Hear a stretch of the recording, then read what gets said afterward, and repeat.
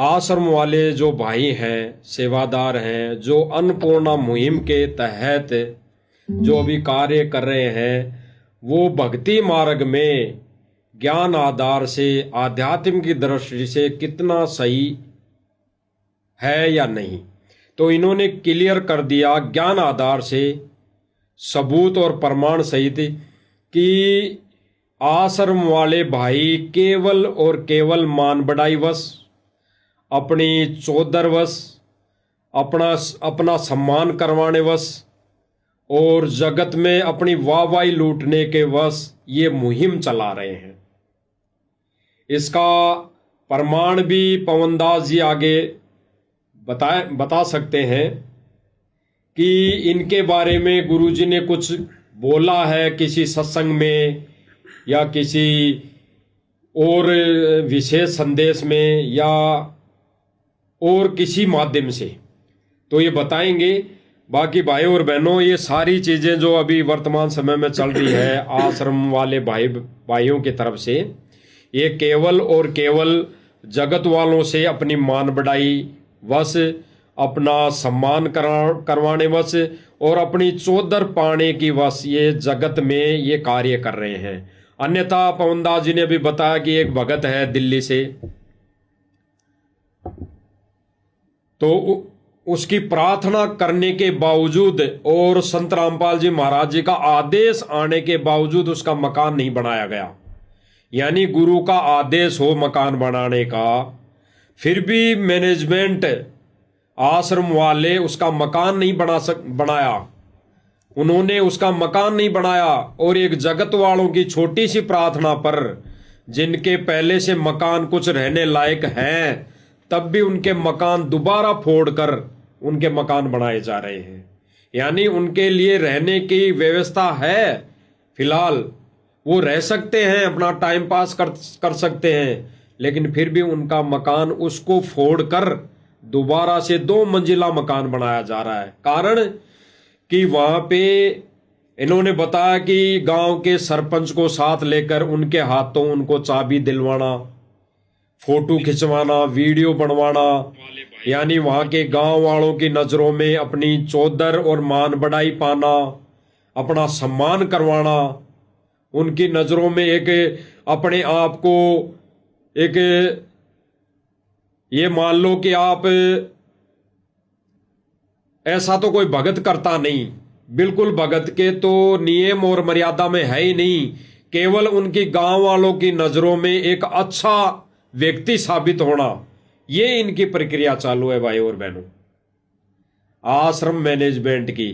तो हम पवनदास जी से और जानेंगे इस विषय के ऊपर कि ये जो आश्रम वाले भाई मान बढ़ाई को लेकर चल रहे हैं, ये साबित भी हो गया है और गुरुजी ने भी हो सकता है किसी सत्संग में बताया हो, इनको बहुत बार संदेश दिए हों। तो हम आपसे और जानेंगे और हमारे भाई बहन भी जानेंगे जो लाइव देख रहे हैं आज, क्योंकि भाई और बहन, कुछ एक भाई बहन जो नादान हैं, जिन्होंने ज्ञान को आधार नहीं बनाया, जिन्होंने सत्संग नहीं सुने, वो केवल और केवल देखा देखी में इस मार्ग पर आगे कदम रख रहे हैं, आगे चल रहे हैं। वो ये सोचकर चल रहे हैं कि भाई ये तो गुरुजी का बेटा बेटी है, ये गुरुजी का परिवार है, ये गुरुजी के खास रिलेटिव है, या ये गुरुजी के बहुत समय से संपर्क में है, निजी, मतलब वो पास में रहे हैं। सतलोक में भी तो हमने यही सोचा था कि ये ज्योति निरंजन ये गुरुजी के वचन से उत्पन्न हुआ उनका बेटा ही तो है। और हम उसके चारों तरफ घूम गए, वहां पर सतलोक में जब वो तपस्या कर रहा था, तप कर रहा था, हम उसको गुरुजी का बेटा मान के तो उसके चारों तरफ घूम रहे थे, और उस गुरुजी के बेटे के चक्कर में आकर हम यहाँ फंस गए किस ब्रह्मांड में। तो उसी के लिए गुरुजी ने वहां पे भी बोला सतलोक में, कबीर परमात्मा ने, कि भाई ये है काल, इस नादान की नादान के चक्कर में मत फंसो, ये तो अपने कर्म फोड़ रहा है, तुम इसके पीछे मत लगो, इसके बहकावे में मत आओ, इसकी बातों में मत लगो। और वही शायद आज वर्तमान समय में गुरुजी जेल में बैठकर ये संदेश दे रहे हैं। काल तो हमसे वही गलती करवाएगा जो गलती उसने करी, बिल्कुल वही गलती करवाएगा। उसको पता है कि इनको कैसे फंसाया जाए, बिल्कुल सतलोक में ये कैसे फंसे थे, वैसे यहाँ फंसाएगा। मनमाना आचरण करवा के। तो गुरुदेव ने हिसार जेल से जो विशेष संदेश भेजे हैं 1 घंटे के, उसमें भी गुरुदेव भगवान ने अच्छी तरीके से इन कोऑर्डिनेटरों को, अपने परिवार वालों को, बड़े बड़े भक्तों को बहुत बुरी तरीके से डांट रखा है, समझा भी रखा है। और गुरुदेव ने कहा रहे हो 4 दिन का जीवन है, तुम यूं चौधर में खो दियो इसने, कर्म बना लो अच्छे अपने, यहां से निकलने की सोचो। और इनके ऐसे ऐसे कुकर्म देखकर जो हिसार जेल में शिकायतें जाती हैं, गुरुदेव ने स्पष्ट रूप से विशेष संदेश नंबर 12 में, ये भगत भाई बहनों के सामने विशेष संदेश नंबर 12 है, इसमें गुरुदेव ने स्पष्ट कर रखा है, इन कोऑर्डिनेटरों को धमका रखा कि बाढ़ में जाओ ऐसे शिष्य और बाढ़ में जाओ ऐसे कोऑर्डिनेटर जो अपनी मनमानियां करते हैं। क्योंकि सब ये मनमानियां तो चल रही हैं। ये धनाना में स्टेडियम बनाना मनमानी, धनाना गांव में बस स्टैंड बनाना मनमानी, धनाना गांव में एम्बुलेंस चलाना, ये बसें चलाना, रोडें बनवाना मनमानी, जाटों की धर्मशाला बनवाना मनमानी, गुंडों की सीबीआई जांच करवाना मनमानी, सीबीआई जांच में 5 लाख रुपए देना मनमानी, जाटों के आरक्षण में संगत को बैठाना मनमानी, आरक्षण में करोड़ों रुपया संगत के ज्योति पाठ दान का चंदे में देना मनमानी, अयोध्या में जाके काल पुजारियों के लिए भंडारा करना मनमानी, नेपाल के सीतापुर में भंडारा लगाना मनमानी, मुसलमानों के विरोध में बजरंग दल वालों के साथ मिलकर मध्य प्रदेश के देवास में आंदोलन करना मनमानी, परशुराम की जयंती में जाना, भक्तों की मर्यादा तोड़वाना, समाधि पूजवाना मनमानी, मुख्यमंत्री की रैलियों में भक्तों को ले जाना मनमानी, सिरसा की अनाज मंडी में नकली कबीर पंथियों के साथ मिलकर कबीर जयंती मनाना मनमानी। कितनी मनमानियां गिनाएं इनकी। जज्जर की गौशाला में 12 लाख रुपए देना मनमानी, गुरुजी के लड़कों के द्वारा सर पर साफा पहनकर, गले में माला पहनकर, हाथ में श्री कृष्ण जी का मोमेंटो लेकर सम्मान करवाना मनमानी, सोनीपत की गौशाला में जाकर भंडारा लगाना, वो अपना यज्ञ कर रहे थे दयानंद वाला, वहां जाकर भंडारा लगाना मनमानी। सुबह से शाम हो जाएगी। इसलिए सतगुरु ने दुखी होकर अंत में विशेष संदेश में सार्वजनिक तौर पर, और ये शब्द कहने पड़े विशेष संदेश नंबर 12 में, भाई बहन सुन सकते हैं, ये बाढ़ में जाओ ऐसे शिष्य और बाढ़ में जाओ ऐसे कोऑर्डिनेटर जो अपनी मनमानी करते हैं। और ये थोड़ा सा जीवन है, तुम इसको चौधर में खो दियो इसको। कितने दुखी होकर कह रहे हैं। और अंत में गुरुदेव कह रहे हैं कि बच्चों अपने ऊपर रहम नहीं कर सकते तुम मेरे ऊपर करो। यानी सारी सृष्टि का मालिक सतगुरु रामपाल जी भगवान अपने उन नालायक भक्तों से भीख मांग रहा है। डूब के मर जाना चाहिए उन भक्तों ने, जिनकी इन उल्टी हरकतों के कारण सतगुरु खून के आंसू रो रहा है हिसार जेल में। क्या कह रहे हैं परमात्मा, सुनिएगा ध्यान से। बाढ़ में जाओ इसे शस और ऐसे कोऑर्डिनेटर तो अपनी बकवास करके कर्म बना लो, बकवास छोड़कर। ये बार बार कहने की बात नहीं है। मुश्किल से मानो शरीर मिला, इसमें तुम वो चौधर में खो दियो और नष्ट करके चले जाइयो इस जीवन को। बच्चों अपने ऊपर रहम ना करते, दास पकड़ लो। मेरा संघर्ष देखो 27-28 साल हो गए दास में, 1994 से आज तक हिसाब ला लो। और इसलिए कि आप घोर नरक में पड़े हो, इसको सुख मानने बैठे हो। अरे सुख है कितनी समय का पता है आपको? या सांस बेरा ना, इस सांस का आवन हो ना हो। ऐसे गंदे लोग में माचे माचे करो हो, अहंकार में सड़ रहे हो। यू काल अपारा कर रखा काल ने, तो हवा पर रखिए, एकदम पलट देगा टायर सा तुम्हारा। आँख खोल लो। आखिर तुझको कौन कहेगा गुरु बिन आत्मज्ञान, मन ने की कर ले 2 दिन का मेहमान, मन ने की। ये कबीर साहब रो रो कर गाया करते खड़े होके तो चौराहों पर, आंखों में आंसू होती थी उनके। ये गाना नहीं था, ये विलाप था। विलाप दास गाता नहीं, आत्मा से रोता है, ऊपर से गा रहा हूं। 120 साल आपके बाप, आपके पिता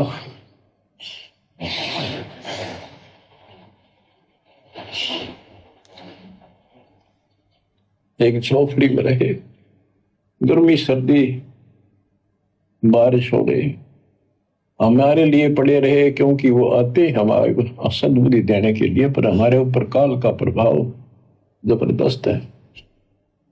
कजोड़ जी, बहुत सारे लोग समझ नहीं पाते कि ये सतलोक आश्रम मैनेजमेंट हरियाणा क्या है, राष्ट्रीय समाज सेवा समिति क्या है। तो जो अपने गुरु को खून के आंसू रुला दे उसे कहते हैं सतलोक आश्रम मैनेजमेंट हरियाणा, उसे कहते हैं RSSS, राष्ट्रीय समाज सेवा समिति। तो गुरुदेव किस प्रकार से रो रो कर अपने नालायक बच्चों को समझा रहे हैं, उसके बावजूद भी अपनी उल्टी हरकतों से बाज नहीं आ रहे, काल प्रेरणा से बाज नहीं आ रहे।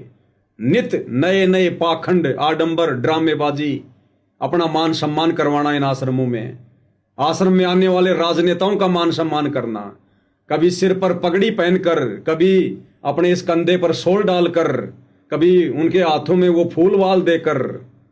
क्या हो रहा है ये?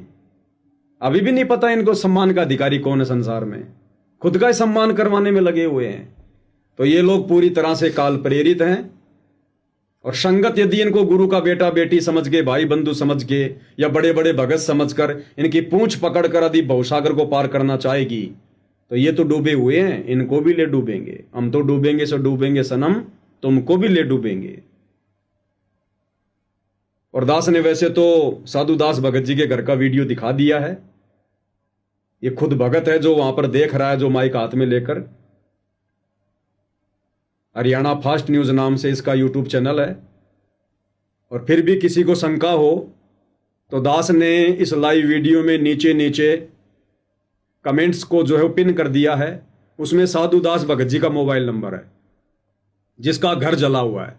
आप डायरेक्ट उससे भी बात करके जानकारी प्राप्त कर सकते हो कि भाई अभी तेरा मकान बना कि नहीं बनाया, आपने गुरु जी से प्रार्थना करी कि नहीं करी। जैसी दास को सत्य जानकारी प्राप्त हुई, खुद उन्होंने मुझे मैसेज किया, उन्होंने सारी बातें बताई। उसी आधार से दास ने आप भाई बहनों के सामने रख दी। बाकी उनका मोबाइल नंबर मैंने आप भाई बहनों को नीचे कमेंट्स में डाल दिया है। जिसको शंका हो वो बात कर सकता है। बाकी आप बताइए बाबा जी। बिल्कुल भाई और बहनों, पवन दास जी ने बिल्कुल सही बताया है। भाई जो भगत जी हैं, साधु दास जी हैं, उनसे जानकारी मिलने के बाद ही इन्होंने सारी चीज़ें बताई हैं। क्योंकि साध संगति का मतलब ये है कि साध संगति सत्य की संगति, और जब तक सत्य नहीं होता तो साध संगति में कोई बातें नहीं होती। तो जब सत्य सामने आया तभी आगे बातें हो रही है। अन्य भाई बहनों तक इस लाइव के माध्यम से ये सच्चाई बताई जा रही है। और अभी गुरुदेव भगवान का जो विशेष संदेश नंबर 12 था, इसमें गुरुदेव भगवान ने कहा है कि भाई ये काल ने हवा भर रखी है, टायर सा फाड़ देगा। ये काल ने हवा भर रखी है, तो ये हवा भर रखी तो ये गुड़ रहा है, बहुत तेजी से गुड़ रहा है। तो भाई और बहनों विचार करना, वर्तमान समय में दिन रात ये आश्रम वाले भाई, ये मैनेजमेंट दिन रात गुड़ रहे हैं, भग रहे हैं गाड़ी के पहिए की तरह, बेलगाम। और फिर गुरुजी आगे क्या करें कि एक दिन ये फाड़ देगा, इसको फाड़ेगा, ये फूटेगा गुब्बारे जैसा। तो भाई और बहनों, इनके टायरों में ये जो भक्ति रूपी टायर है ना, थोड़े बहुत जो गुरुदेव भगवान ने दिए हैं, इनमें काल ने हवा भर दी। काल ने हवा कैसे भरी? इन्होंने मर्यादा तोड़ दी। सतगुरु मर्यादा तोड़ दी तो काल का दाव लग गया। अब काल ने उनमें हवा भरना चालू कर दी, और इस हवा के वजह से, इस हवा को लेकर ये उड़ रहे हैं, भाग रहे हैं 24 घंटे रात दिन। और सतगुरु का वचन तोड़कर, जिसमें सतगुरु दुखी होकर इनको कह रहा है वर्तमान समय में विशेष संदेश में 12 नंबर में कि भाई ये जो मान बढ़ाई है ये 2 दिन की है, फूंक निकल जाएगी, फूंक है। तो इस मान बढ़ाई को, इस चौधर में फूंक निकल जाएगी, इसको त्याग दो, दुखी मत करो गुरुदेव भगवान को। और फिर गुरुदेव भगवान ने साफ साफ शब्दों में कह दिया, स्पष्ट कर दिया कि भाई भगवान पे रहम कर लो। और अभी भगत जी ने बताया, पवनदास जी ने, कि भाई भगवान होके अगर जीव से ऐसी प्रार्थना कर रहा है, भीख मांग रहा है, तो धिक्कार है ऐसे जीव को। डूब के मरने की बात, डूब के मर जाना चाहिए। उसकी भक्ति का तो उसी दिन नाश हो चुका होता है। कि इस वर्तमान समय में, पिछली पीढ़ी में, मोक्ष के समय वो भगवान फिर भी इतना ज्ञान देने के बाद वो भीख मांगेगा। रोना हमने चाहिए भगवान के आगे मोक्ष के लिए, हमने चाहिए। रो भगवान रहा है। बताओ। तो भाई और बहनों, ये विचार करने की बात है, देखा देखी का मार्ग नहीं है बिल्कुल भी।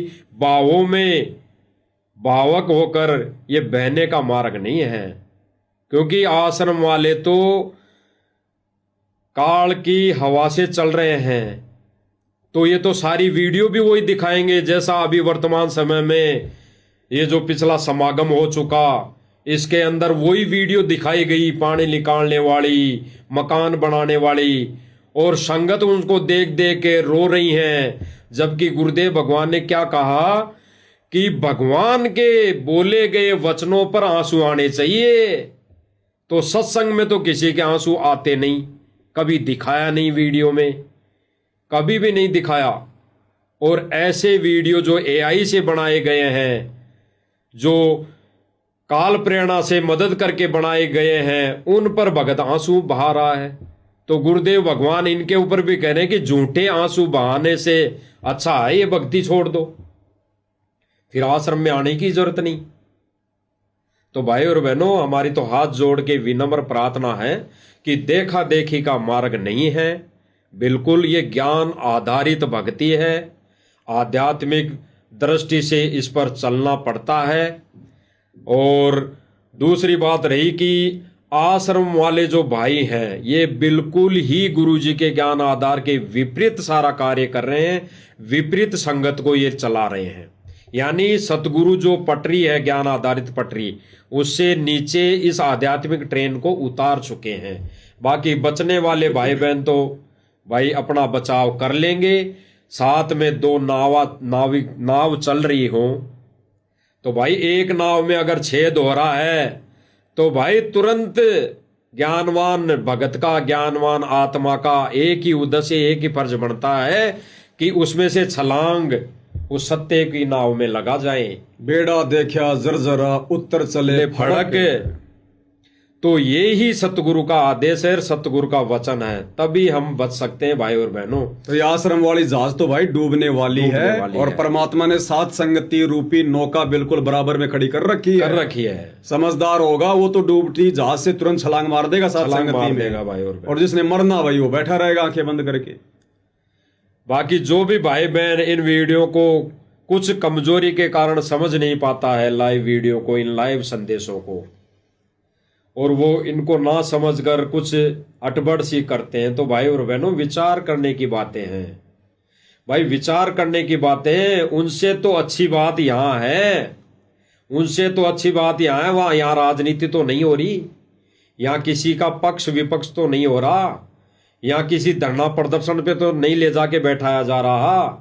यहाँ पे केवल गुरुदेव भगवान की महिमा ही तो गाई जा रही है, महिमा ही तो बताई जा रही है। गुरुदेव भगवान के सत्संग आधार से सारी चीजें बातें की जा रही है। ऐसा तो नहीं कि मर्यादाएं तोड़वाई जा रही, तो उससे तो अच्छा है, कम से कम भगवान को रिझा रहे हैं जो भी भक्ति क्रिया करके।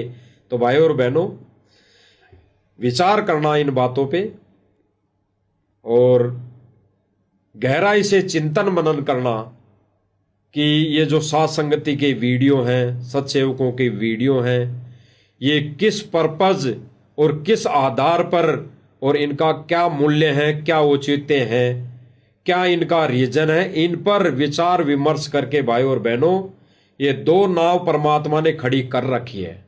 अब कौन सी नाव में सवार होना है वो भक्तों के ऊपर डिपेंड करता है, संगत के ऊपर डिपेंड करता है, आप और हमारे ऊपर निर्भर करता है कि हमने उस छेद हुई नौका में बैठे रहना है या सतगुरु के उस विमान में बैठना है जो सीधा सतलोक जाएगा।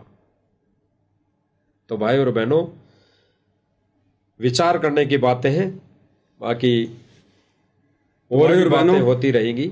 मालिक के आशीर्वाद से वीडियो बनते रहेंगे, ज्ञान आधारित बातें होती रहेंगी। सभी भाई बहन इसी प्रकार से जुड़े रहिए। आज की वीडियो में गुरुदेव भगवान के आशीर्वाद से केवल इतना ही। परमेश्वर हम सबको आशीर्वाद दें, हमारा मार्गदर्शन करें, हमें इसी प्रकार ज्ञान आधार वाले तरीके से भक्ति मार्ग पर आगे बढ़ाते रहें। एकमात्र यही हमारी कामना पूज्य गुरुदेव भगवान के चरणों में है। बंदी छोड़ सतगुरु रामपाल जी भगवान की जय हो।